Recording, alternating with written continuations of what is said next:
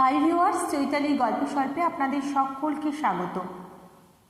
আপনাদের মতো কিন্তু আমিও অপেক্ষা করে থাকি কখন এই গল্প স্বল্পের আসরে আসবো আর আপনাদের সঙ্গে জমিয়ে আড্ডা দেবো। আজকে আইতপি সহচরীর একটা দারুণ পর্ব নিয়ে চলে এসেছি, যেখানে প্রতি মুহূর্তেই যে সহচরীর বিরুদ্ধে ষড়যন্ত্র চলছে সেটা ফাঁস হবে বাড়ির সকলের সামনে।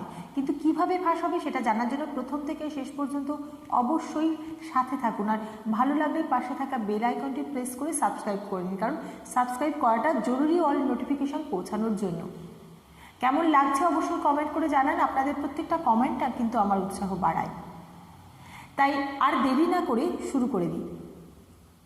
এদিকে সহচরী যখন তার বই খুঁজে পাচ্ছে না, সারা বাড়ি তন্ন তন্ন করছে বাড়ির সকলে, আর কেউ কেউ বিরক্তও বোধ করছে। বন্যা আর দেবীনা তো চাইছেই যে সহচরীর বই যেন ঠাকুরের চরণ পর্যন্ত না পৌঁছায়, তার আগেই যেন পুজোটা শুরু করে দেওয়া হয় যেন তেন প্রকারে। কারণ সহচরীকে প্রত্যেকটা ক্ষেত্রে হেনস্থা করার জন্য রেডি হয়েই থাকে দেবীনা আর বন্যা। সম্পূর্ণভাবে যখন সকলেই হাল ছেড়ে দিয়েছে, সহচরীও কান্নাকাটি করছে, ঠিক সেই সময় বন্যা জোর ব্লেম করতে থাকে বরফিকে, এবং বরফিকে বলে যে না, তুমি যতই চাও না কেন তোমার জন্য আর দিদিভাইয়ের জন্য এই পুজোটা কিন্তু দেরি করা যাবে না, এবার পুজোটা শুরু করতে হবে। তোমাদের কাজ না থাকতে পারে কিন্তু আমাদের কাজ আছে, আমাদের স্কুলে যেতে হবে, আমি স্কুলের হেডমিস্ট্রেস, এরকম নানান রকম কথা বলে বরফিকে বকাবকি করতে থাকে। ঠিক তখনই বরফি লক্ষ্য করে যে তার হেডমিস্ট্রেসের আঙুলে কাদা লেগে রয়েছে। বরফির বুঝতে অসুবিধা হয় না যে বইগুলো লুকানোর পেছনে তার হেডমিস্ট্রেসেরই কাণ্ড রয়েছে। সঙ্গে সঙ্গে টিপুকে সঙ্গে নিয়ে বাগানে যায়, সেখান থেকে বই উদ্ধার করে নিয়ে এসে তার সইমার হাতে দেয় আর বলে, এই নিয়ে সইমা, তোর বই আর ঠাকুরের চরণে দিয়ে পুজোটা শুরু করা যাক। সঙ্গে সঙ্গে সহচরী বলে, কোথায় পেলি বরফি তুই এই বই কোথায় পেলি রে? বলে, সেসব কথা আমি পরে বলছি, আগে পুজোটা তো শুরু হোক। বন্যা দেবীনা তখন রাগে খটমট করছে। দেবীনা এসে বন্যাকে বলে যে, বন্যাদি কী ব্যাপার, এটা কি হলো? তোমাকে দায়িত্ব দিয়েছিলাম বইটা লুকানো, তুমি এমন কোন জায়গায় লুকিয়েছিলে যে বরফি পেয়ে গেল বইটা? সঙ্গে সঙ্গে বন্যা বলে যে, আমি তো ঠিকঠাকই লুকিয়েছিলাম, কিন্তু কি করে পেলো এটা আমি নিজেও বুঝতে পারছি না। ও কী করে বুঝতে পারলো যে বাগানে মাটির তলায় বইটা আমি রেখে এসেছিলাম? যাই হোক, পুজো তো শুরু হলো। সঙ্গে সঙ্গে দেবীনা একথাও বন্যাকে বলে যে, এর পরের প্ল্যানটা যদি সাকসেসফুল না হয় তাহলে কিন্তু আমার থেকে খারাপ কেউ হবে না। আমি চাই যে পরের প্ল্যানটা যেন খুব সুন্দরভাবে সাকসেসফুল হোক। কথা মতোই পুজো শুরু করে পুরোহিত, এবং একটু পরেই বলে যে ভোগের আয়োজন আনতে দেবীমাকে ভোগ চড়ানো হবে। সঙ্গে সঙ্গে সহচরী টুবান বুবাই কাজলকে ডেকে বলে, চল তোরা আমার সঙ্গে গিয়ে একটু ভোগের খিচুড়িগুলো হাতে হাতে নিয়ে আসবি, তাহলে সুবিধা হবে, আমি একা আনতে পারবো না, দেরি হয়ে যাবে। সকলের সঙ্গে যায় এবং টুবান বুবাই একে একে সমস্ত ভোগের জিনিসগুলো আনতে থাকে, সঙ্গে কাজলও। ভোগের খিচুড়িটা এনে নামানোর সঙ্গে সঙ্গে বন্যা তাড়াতাড়ি করে বলে, আমি খুলে দিচ্ছি খিচুড়ির উপর থেকে পাতা আমি তুলে দিচ্ছি, ঠাকুমা সে আপনি পুজো করুন, কোনো অসুবিধা নেই। পাতা তুলেই যে নাটকটা করার কথা ছিল সেই নাটকটা শুরু করে দিল। বলে, ইস কি বাজে গন্ধ, মা দেখুন মনে হয় খিচুড়িটা পচে গেছে, খিচুড়ি তো মায়ের ভোগে দেওয়া যাবে না। তো সেটা দেখার জন্য সহচরীর শাশুড়ি আসে খিচুড়ির কাছে এবং এসে দেখে কী কাণ্ড, খিচুড়ি তো পচা গন্ধ বেরোচ্ছে, উপরে তো তার মধ্যে চিংড়ি মাছ মেশানো। রেড়ে করে ওঠে এবং বড় বৌমা বলে চিৎকার করে ওঠে, বলে যে কী ব্যাপার বড় বৌমা, তুমি ভেবেছোটা কি এইভাবে তুমি পুজোটাকে নষ্ট করবে? তোমার মন থাকে কোন দিকে?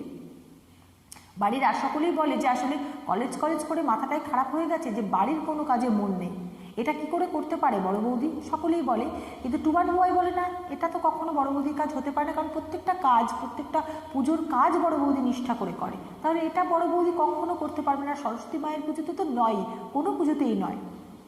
এবার প্রশ্ন আসে, তাহলে করলো কে? এদিকে টিপু বলছে যে মা এতটা ইরেসপন্সিবল হলো কি করে? আমি কেবল ভাবছিলাম যে মেজো কাকিমাকে এক্সপোজ করবো, মা তার মধ্যে আর একটা কাণ্ড বসিয়ে থাকলো। তখনই ঢুকছে সহচরী, খিচুড়ির একটা হাঁড়ি নিয়ে, সেটা কলা পাতা দিয়ে ঢাকা রয়েছে।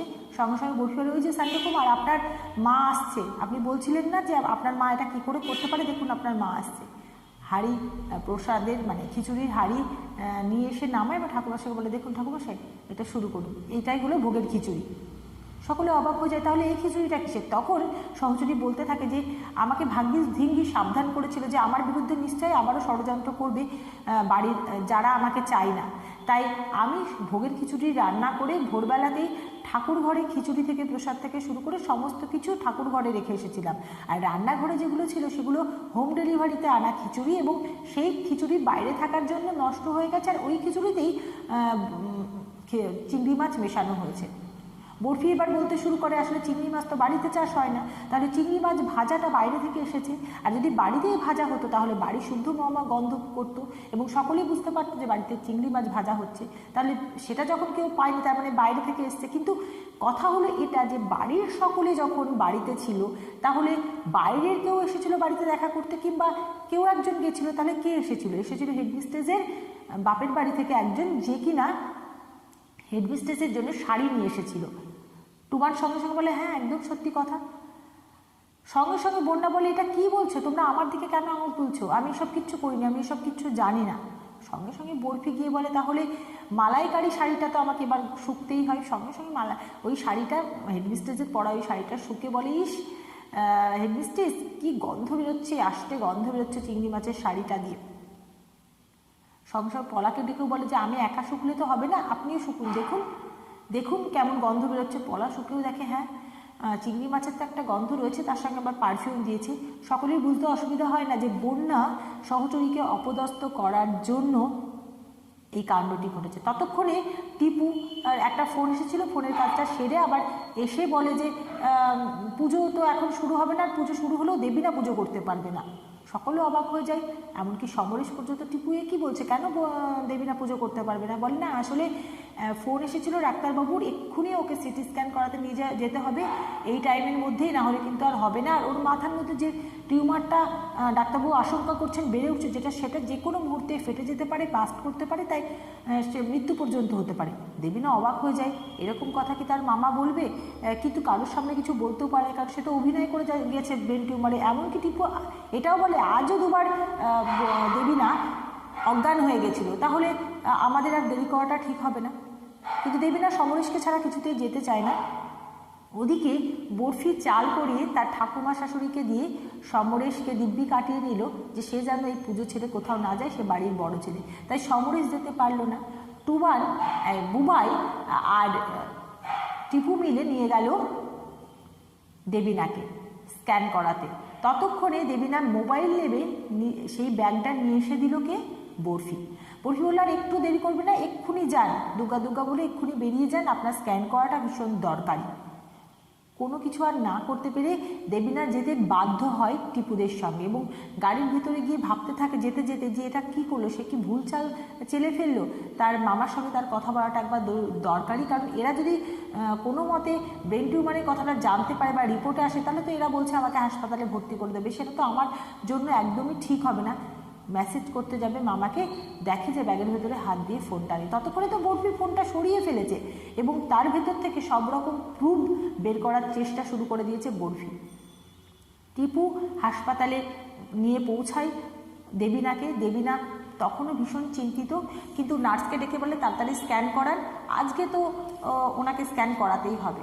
যখন দেবীনাকে স্ক্যান করাতে নিয়ে যায় আর কি নার্সরা, তখন টিপু টুবাইয়ের সামনে বলে যে হ্যাঁ এবার তো ওনার যে টিউমারটা হবে সেটা তো মারাত্মক আকার ধারণ করবে। ভাই প্রথমে কিছু বুঝতে পারে না, বলে এটা কি বলছে টিপু। এরপর রিপোর্টে কি আসে, সত্যি কি দেবীনার ব্রেন টিউমারের রিপোর্ট আসবে, এবং টিপু কিভাবে ডাক্তারবাবুর সঙ্গে এরকম পরামর্শ করে এটা করাতে পারলেন। ওদিকে ঠিক তখনই ফোন এসেছে দেবীনার ফোনে। দেবীনার বাবা বাইরে থেকে ফোন করছে এবং সেই ফোনটা রিসিভ করে বরফি। সম্পূর্ণটা এরপর কি হয়, কিভাবে দেবীনা এক্সপোজড হয় সকলের সামনে, সমরেশ কিভাবে বুঝতে পারে যে দেবীনার এই যে নাটকটা চলছে অশোকের সেটা সম্পূর্ণ মিথ্যে, সম্পূর্ণটা দেখতে অবশ্যই আপনাদের চোখ রাখতে হবে স্টার জলসার পর্দায়। আর বাকি গল্পটা কি হলো সেটা শুনতে অবশ্যই সঙ্গে থাকতে হবে চৈতালির গল্পে স্বল্পে।